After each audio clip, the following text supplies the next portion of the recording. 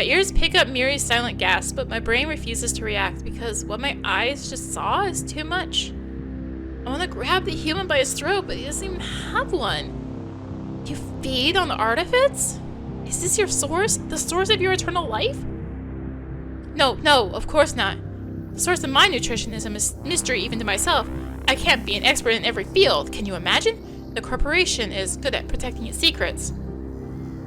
I translate every single word he says, or I'm gonna disassemble him so good even Sabu won't know how to put him back together.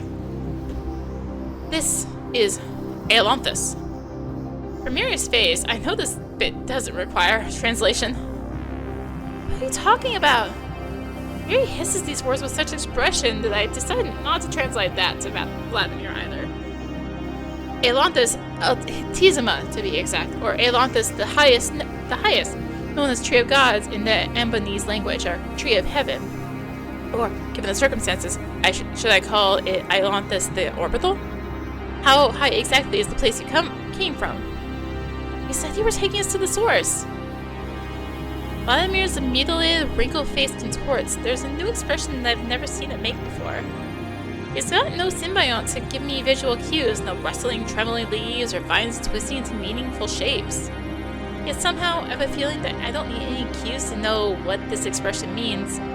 It's a face of pain. I called him Source. It would have been too cruel to wake him up after his cold sleep only to put him in a medical coma soon after. He never got a chance to get a real artifict name. How funny. I don't know his name. I don't know my name, too. Vladimir Kamishov must sustain Source, but that Vladimir somehow managed to die in spite of being immortal. That coward fled into a corner of his brain from his own making, his own decision. Now this is my body, my obligation, albeit not my decision. He stops abruptly, as if choking on his own words, but the words keep resonating in my head. The Ailanthus and the source. So the Ailanthus... Well, Ailanthus is a symbiote being belonging to the artifact named Source. And we come from this Ailanthus. The tallest tree on this goddamn planet. That's a whole station, a garden up in the clouds. And now you know the price that was paid for that astonishing accomplishment. Years and years of struggle and growth, tons of wrecked parts of the dying Ceiba assembled and modified to sustain life in the source, and Ailanthus through him. But it was all futile. The source has reached his limit. Artifice may be resilient, but not immortal. How I wish this could be me. But how? I thought we came from Earth. That's right. All of us came here in the poor Ceiba. The human runs his shaking hand across the wall with astonishing, unexpected fondness. The wall of extraterrestrial ruins, the otherworldly Metnalian structures. No, the wall of the Ceiba. Not alien ruins, a human ship. The corporate engineers have had some twisted imagination, I'll give them that, giving their ship the name of the Central World Tree. The civilization that believed in the cosmology concept no longer exists, but that word remained. Ceiba, the axis connecting the underworld and heaven, connecting Metnal and Earth. She proved to be pitifully fragile for an axis, too experimental, too hastily constructed, too fast for her own good. So what, the Ceiba crashed so you decided to just utilize one of us to grow a new house for the rest? Utilize him, use him up like he's some kind of seed. Would you prefer if everyone died? My indignant rant is stuck in my throat. This human is horribly, repugnantly right. Of course I'm happy that I'm alive. That everyone is alive. Yoli, Sabu, Miri. I love the Ailanthus. I love my home. I love my kind. The large ear, the large horn, the blossoming, the prickly. I love my books, even though they're not really mine. All this exists because of the decision made by this disfigured, fatigued human. All of this exists because one of us was condemned to eternal torment. I feel nauseous from trying to feel sadness in my heart and not being able to. I didn't know him at all. He never even got to gain consciousness. He probably doesn't feel anything whatsoever, right? The only precious cargo there was on board the Ceiba survived. That's you, artiphyts. Your bodies ascended to the clouds. You awoke, and your genetically programmed professions and skills were activated. Innocent and naive, but formidable children. Very dangerous combination, but the possibilities are essentially endless. You gotta start with a clean slate. With a privilege that I did not have. Why couldn't you awaken us and explain the situation? Any one of us would have volunteered to take the place of Source. No volunteers. He was the only artifact who had a symbiont with such colossal growth potential. Ailanthus, the highest. I took the sin of decision upon myself. No, the right choice. The only possible choice. In fact, I didn't have any choice. Vladimir Kamishov had no choice. No choice. He was muttering it over and over, quietly chanting a spell while I interpret from mirroring everything I just heard. Her eyes are fixed on Source as she squeezes my hand with her exoskeleton's wooden claw. This time it doesn't feel at all forceful. It's almost gentle. This is just cruel. Too cruel. Not cruel, just rational. Do you want to know what's really cool, Miss Pinky Ears? Manned ships with no artiphyts. Artiphyts are mortal, and I am the immortal crew. If I were the only one on board, the ship would have landed by lethal braking. Because why waste time and precious fuel on aero braking when you can just make a ship stop by crashing into a planetary crust while it's moving at full speed? It's a long upward crawl through solid stone, acclimatizing, growth, gaining body mass, losing your humanoid appearance in the process, of course. What about the planet's biosphere? A crash of that scale? I am the biosphere. Or could have been it. But this time, you were chosen by the colonizers. I am a mere overseer from the corporation. An immortal gardener, perhaps a substitute player, a second chance at colonization. An eternally living, eternally evolving being is bound to fill the entire planet with itself eventually. Can you imagine? No, actually, don't even try. Colonization in its ultimate crystalline sense, human colony like bacterial colony. Cheapest throwaway ships let throwaway pilots gather across the galaxy like seeds. Using a throwaway artifact to create and sustain a station is just an extension of that mortality. Morality. Is this what you've been telling yourself all these years to make yourself feel better? Yes. It took so long to grow. I waited and waited and waited. Sure, you can always use time dilation substances, but these come with a risk of leaving you that way permanently. Even you with your slow growth would be dying from boredom now, waiting for my response. So I waited at normal speed and ended up dying in process, so it seems. You're finally here. I've been waiting for you for such a long time. Come with me. I need to take you to Source. Hold on, stay focused. Why did you call us here? Why do we need help? Help? Haven't I told you already? Source is dying, and Ailanthus is dying with him. Have you experienced any unnatural shaking up there? Maybe some kind of crunching noises or crackling in the trunk? Stare at the black and dry roots as I try to fit all this into my mental picture. Somewhere up high, this fragile stem grows into the Ailanthus. Right now, the only thing that keeps it standing upright is a Ceiba, a giant metal pot for the tallest tree on this planet. What happens when Ailanthus dies? How unexpectedly fragile was what I believed to be immovable and perpetual? Strange. I can't smell any blight, no feeling of death in the air, or decay, or sickness, just dusty, stifling emptiness. True, we've had some shaking up there, storm strikes. Storms have happened before too, but now the dying trunk of Ailanthus has lost its suppleness and become rigid. It can no longer dampen vibrations effectively. Can you imagine? Every little breeze could be the last now. Ailanthus will soon collapse, along with everyone living upon it. The withered crown may be falling down into the rocks at this very moment for all we know. The symbiont needs a new host. Ailanthus needs new source. That's it. So this is why we were summoned here. We just need to change the battery in the Ailanthus. I could laugh if not for the dizziness I'm feeling from trying to wrap my head around everything I was told. Miri beside me shakes her head too, causing a little pink storm with her curly locks. Well, doesn't that sound familiar? Two runaway kids in search of adventure suddenly find themselves responsible for the future of their homeland. We must do something. One of us. Wait. What is it? There's no time to hesitate. No, wait, hold on. Something's off. You do not believe the human. You think he eats artiphyts after all? No, I do believe him. His mind is too shattered for something as complicated as deceit. Still, why do I suddenly feel so doubtful? A I've seen dying plants hundreds of times before in the lab. Every artiphyt has seen them. Quite a painful sight. I'm feeling none of that pain right now. It's like I don't believe my own eyes. The wounds on my hand I've been clenching nervously are starting to itch. My symbiont caringly wraps them with leaves, pulling together the edges of my skin damaged by the rough landing. Come on, my silent friend, give me a hint just this once. What's happening to your big brother? They're quiet. Maybe they're quiet because they have nothing to say. Ayn, wake up! Still what? Think of the Ailanthus. Did it look like a plant to have such dried, withering roots to you? No plant ever begins to dry out from the bottom. Remember the proverb? Strong leaves grow from strong roots. It's just a proverb! Nature is so much bigger and deeper than some proverbs. You think of something, let's say, dodder. Dodder is a parasite plant. It doesn't have any roots in the first place. Then baby's breath or wind witch? You mean tumbleweed? Well, these plants are dried out completely by the time they separate from the roots.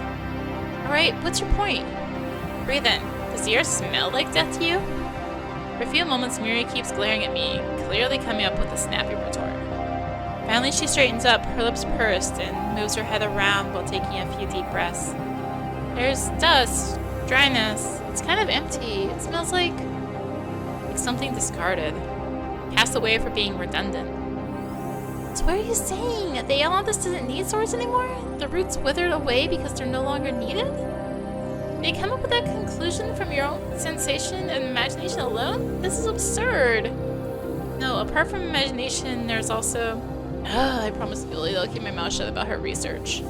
Should I tell Miri? She can understand? I'm gonna tell her now's the time. There might be no better moment. There are studies. Yuli's been experimenting. Mother Nature, don't tell me she's been experimenting on herself. Okay, I won't tell you that. Gosh, so those rumors about you two going completely bananas in your lab were true?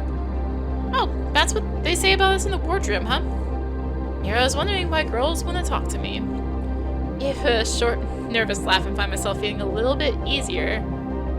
He should translate for the human too. He may have something important to add. Look around for our bizarre guide. Motionless and silent, he's almost vanished from sight, seeming to merge into the walls of the Ceiba. Vladimir, are you there? I just came up with an idea. Not so loud, be quiet. Don't wake up Source. Don't wake up Kamishov. Don't wake up the memories. Memories always come with pain. They're the best of friends, these two. Wherever one goes, the other follows. I'm really sorry, but you'll have to endure this pain for a bit longer. Or have you forgotten about your obligation? Yes, I'm listening. For one brief second, my mind goes entirely blank.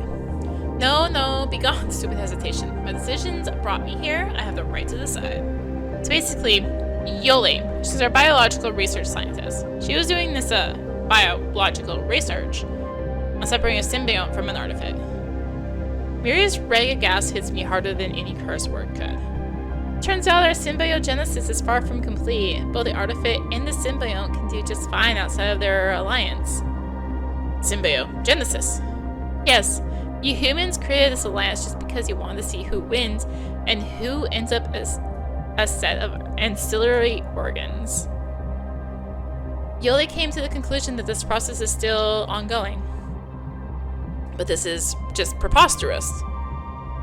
You are inseparable. You were initially created as one long ago. They only habitually call it symbiosis, an old tradition from the times when we still shun genetic modification. As a matter of fact, I don't quite understand why you all look so pale. You're supposed to be much greener. Can you imagine?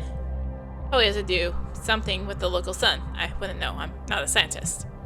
So my head is a whirlwind of thoughts. I believe Yoli. I have no right not to. And frankly, I don't feel like I share some extraordinary bond with the vines and leaves growing on my body. However, Vladimir has no reason to lie either. He knows about our origin even more than we do. After all, we were created by his kind. And why? Created as inseparable, transformed into a non-compulsory symbiotic alliance. Used to be as one, split into two. We're diverging. Billy was wrong about one thing. We're not converging in our symbiogenesis. It's exactly the opposite. We're diverging further away from each other. It's not a war of conquest to take over the body. It's a battle for independence of both of us. My hands are trembling from the adrenaline rush. Scatter my poem, am I really taking the greatest risk of my life based on what I've heard from one fun-sized artiphyt and one significantly deranged human? Oh well, just blame Yoli if I'm wrong. Miri, grab the human. Are you insane? You're the one with the exoskeleton, not me, so you grab him. That's not the point. Remember what we said about necessary madness? This is not the variety of madness I had in mind. You don't get to choose varieties when it comes to madness. You enjoy the whole harvest. Miri, can't you see? The Ailanthus is already self-sustaining. She gets her nutrients from the atmosphere, from the clouds. We knew that from the start. We just had the reason all wrong. Thought we were on a spaceship. These old roots are only holding her back. We must set her free. If you're wrong, you can't just sacrifice artiphyts on this altar for all eternity. We need to settle this here and now. My heartbeat is deafening. If it gets any louder, Miri's reply is going to drown in the sound of my pulse pounding in my ears. I just want to say, I want to say I'm not convinced. Oh, stick bugs, prickle my hair. But I believe you. I don't need proof to accept your decision. Don't make the face on. It's called trust, Ein. That's what happens between artifices when they're close. If we ever get out of this alive, you're going to have to learn that. Alright, I can grab him on the count of 3. 3? Ah! Flashing! Unexpected speed! Miri dashes the volume, making my heart jump in fright. The fright seems to serve me well. I'm actually like just covering the screen right now. The fright seems to serve me well. My mind clears in an instant, like cloudy skies breaking up. For some reason, I was sure I'd lose my concentration, trip over my own feet, and forget what to do at the critical moment. In reality, time feels so slow. I feel like I could just stop mid-flow to process what I've heard and contemplate my next steps. Still, I probably shouldn't be dawdling. It could be an illusion. Don't just stand there like an oak. Do what you need to do. Darn, it was an illusion. Are we done with flashing? Oh, thank goodness. I rush the source, start tearing off the withered roots and tubes covering his chest. It's better if I don't look. Don't look at him lying there. Ugh, I'm doing him a favor. I'm freeing him. Freeing all of us. No! Vladimir Kamishov must keep still or I may break you. Better if I don't look back. Just a little more.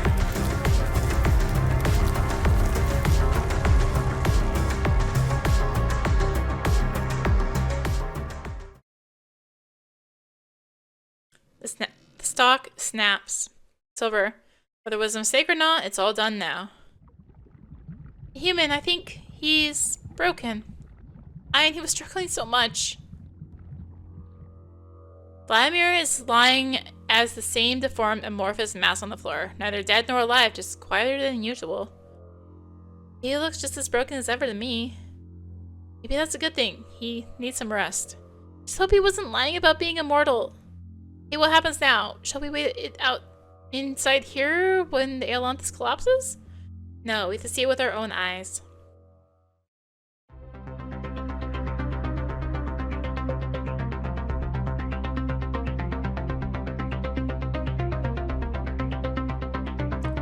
Upon destruction of the source, the last spark that was keeping Ceiba alive is gone. It's as if all that arcane human technomancy has just streamed out through the tunnel where the bowl of the Ailanthus used to be, just like the air of a popped balloon. The harsh, cold light of the unseen lamps goes out. The hum of the unknown machines hidden inside walls wanes. The confusing labyrinth made of twisted and compacted space has become exactly what we thought it was in the beginning, the ancient ruins of an alien civilization. The only discovery made is that the ancient alien civilization was human. We don't get to wander for long. The spread of Ailanthus that had once escaped from the Ceiba sections had made its way to the light following the shortest path. A straight route leading up and out, just where we need to get.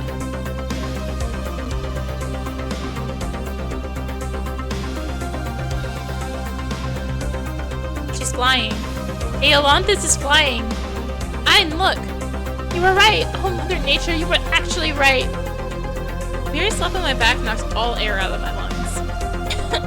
And I thought I heard it so clearly. I believe you, Ein. It's called trust, Ein. I will not be all surprised when you turn out to be right, Ein. Oh, stop it! I feel like a believer who suddenly saw God. My eyes gazing out at the Ailanthus, I find and squeeze her hand. Even if it's just a claw of her exoskeleton, that's fine by me. One step at a time. Yeah, I know. Come to think of it, what else deserves to be worshipped on the foreign planet if not your own home?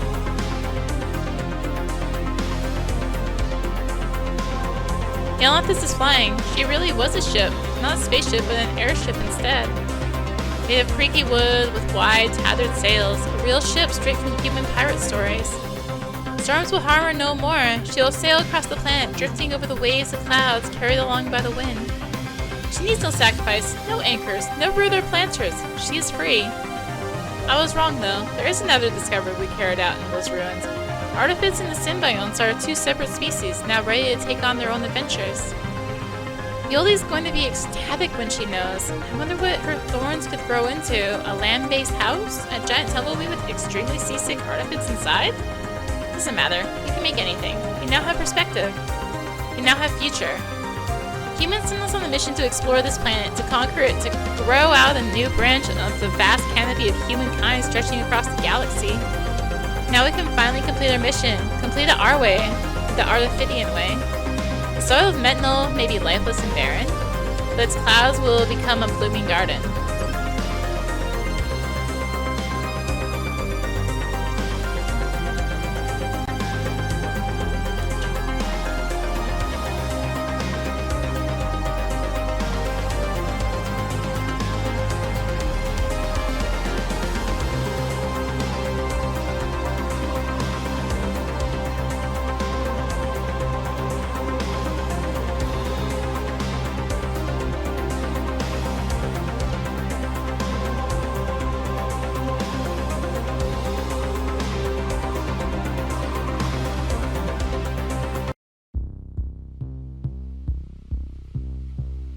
We are back at the title.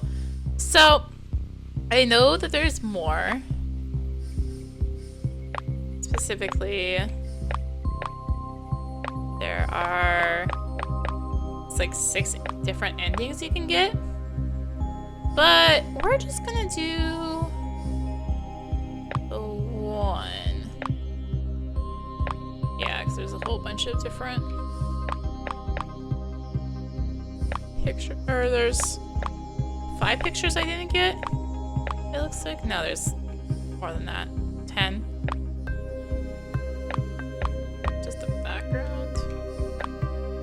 No, I didn't want to do that. I wanted...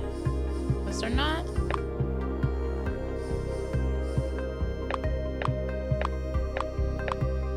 Oh, there's an unknown character. Well, anyway, I was hoping that there was like, oh yeah, CG. What was I looking for? Yeah, there's still more CG to get, but I think, considering I just kind of like mastered that, we're gonna call it good for Ceiba. And yeah, there's more to discover, but I think we're just gonna stick with the one playthrough. So thank you so much for watching. If you enjoyed the videos, consider tossing a like, comment, subscribe, maybe click that little bell for notifications. Also be sure to check out the description below, various links, social media, Discord. Come hang out, get notifications there as well. And yeah, thank you again for watching. And until next time, this is rinimt signing out. Bye!